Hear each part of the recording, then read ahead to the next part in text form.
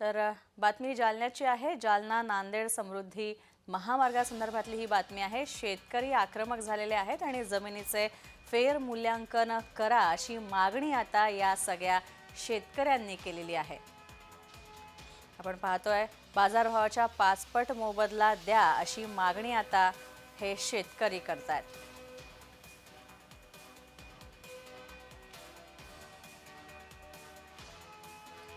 आपण पाहतोय जालन्यात शेतकऱ्यांनी आंदोलन केलेलं आहे।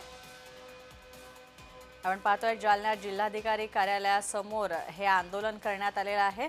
शेत जमिनींचं फेरमूल्यांकन करा आणि 5 पट मोबदला द्या, बाजारभाव जो आहे त्याच्या 5 पट मोबदला द्या अशी मागणी या शेतकऱ्यांची आहे। 25 दिवसानंतरही आम्ही बघितलं की काही प्रमाणात एसडीएम सुनावण्या लावल्या, थोड्याफार प्रमाणात त्यांनी प्रतिसाद दिलाय। पण आमची मुख्य मागणी आहे जमीन मूल्यांकनाची। जिथं 2 कोटी पाहिजे तिथं 25 लाख, जिथं 25 लाख पाहिजे तिथं 5-7 लाख, हे बिलकुल कदापि मान्य नाही। आम्हाला चालढकल दिसू लागली, म्हणून आज शेवटचा पर्याय म्हणून आम्ही आज निवेदन द्यायला आलो। महिला भगिनी, माता पिता, लहान लेकरं बाळ सगळे घेऊन आलो। आज आम्ही निवेदन दिले